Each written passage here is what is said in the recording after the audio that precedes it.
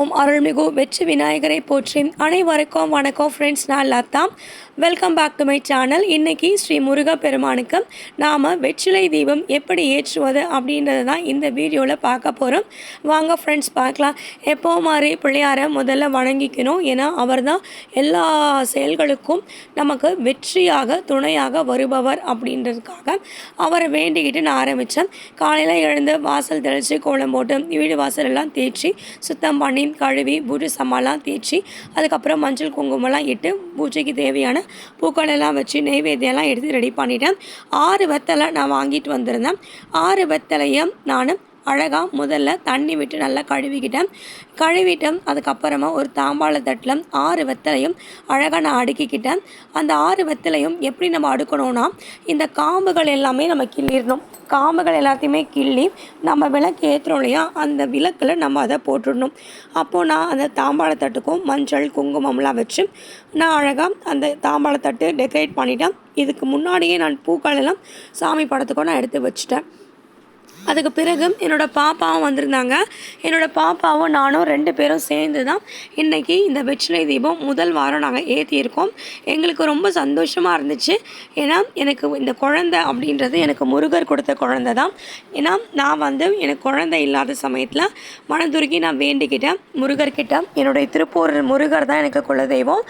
முருகா, எனக்கு குழந்தையை கொடுங்க, என்னோடய குலதெய்வம் நீங்கள் தான், நான் உங்களை தான் நம்பியிருக்கேன்னு அழுது வேண்டிக்கிட்டேன்.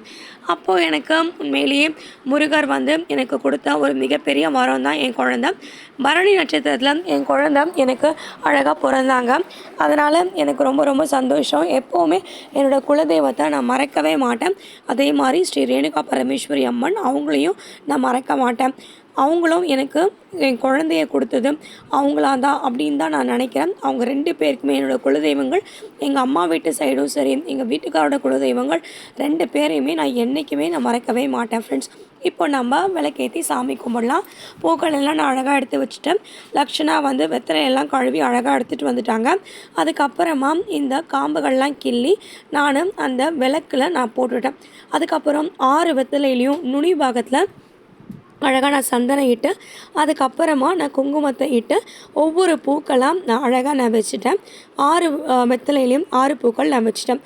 அதுக்கப்புறம் நான் நெய் விட்டு திரி போட்டு நான் விளக்கு ஏற்றிட்டேன். லக்ஷனாவும் நானும் 2 பேரும் சேர்ந்து தான் நாங்கள் விளக்கையே ஏற்றினோம்.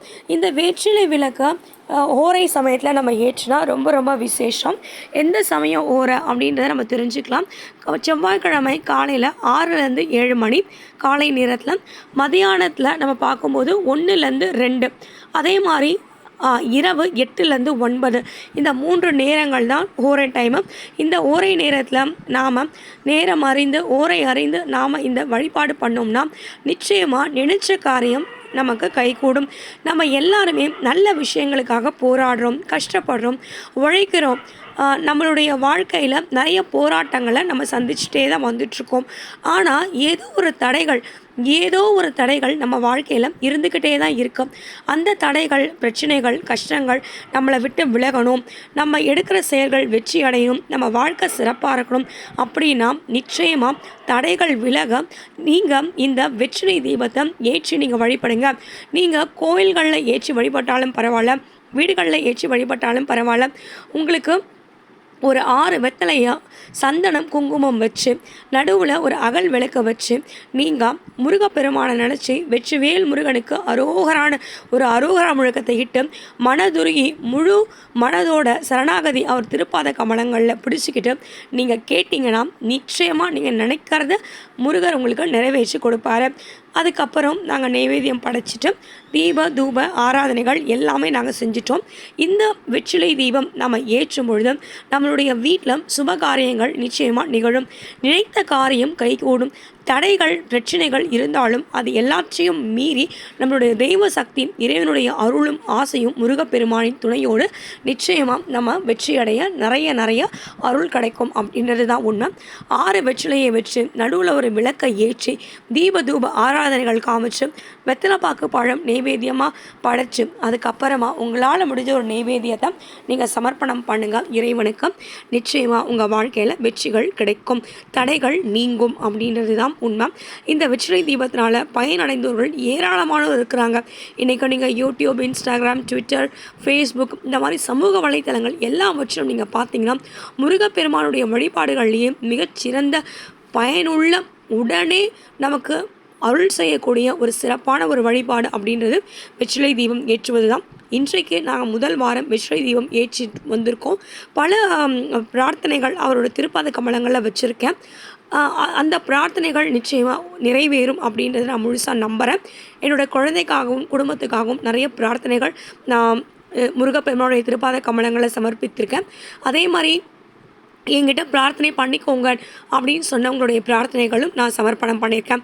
மிக விரைவில் அந்த பிரார்த்தனைகள் ஒன்றொன்றா கைகூடும் பொழுது நிச்சயமாக உங்களுக்கு நான் சந்தோஷத்தோடு நான் சொல்லுவேன்.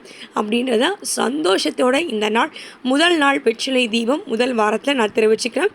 எனக்கு ரொம்ப சந்தோஷமாக இருக்கேன். என் குழந்தை நானும் 2 பேரும் சேர்ந்து அழகாக இந்த வெற்றிலை தீபத்தை ஏற்றியிருக்கோம். இந்த வெற்றிலை நமக்கு நம்பிக்கையை கொடுக்கக்கூடியது, வெற்றியை கொடுக்கக்கூடியது. நம்ம வாழ்க்கையில் தடைகளை நீக்கி நம்மளுடைய வாழ்க்கையில் என்றென்னைக்கும் நமக்கு அருள் தரக்கூடிய ஸ்ரீ முருகப்பெருமானுடைய சிறப்பான பயனுள்ள ஒரு அழகான ஒரு பரிகாரம் அப்படின்னும் நம்ம இதை சொல்லலாம் ஃப்ரெண்ட்ஸ். ஸோ இந்த அற்புதமான இந்த ஓரை சமயத்தில் நான் நேரம் அறிந்து 8 மணிலேருந்து 9 மணிக்குள்ளே நான் ஏற்றியிருக்கேன். இந்த செவ்வாய் ஹோரையில் வெற்றிலை தீபத்தை நீங்களும் ஏற்றுங்க. நீங்கள் இது வரைக்கும் ஏற்றிருக்கீங்களா? இதனால் நீங்கள் நினச்ச காரியம் நிறைவேறியிருக்கா? இல்லை இனிமேல்ட்டு தான் நீங்கள் இதை ஏற்ற போகிறீங்களா? முருகர் உங்களுடைய வாழ்க்கையில் பண்ண அற்புதங்கள் என்ன? என் குழந்தைய எனக்கு கொடுத்தாரு முருகர் அப்படின்னு நான் சொல்லியிருக்கேன். நீங்களும் ஷேர் பண்ணுங்கள், கமெண்ட் பண்ணுங்கள். தேங்க்யூ, பாய்.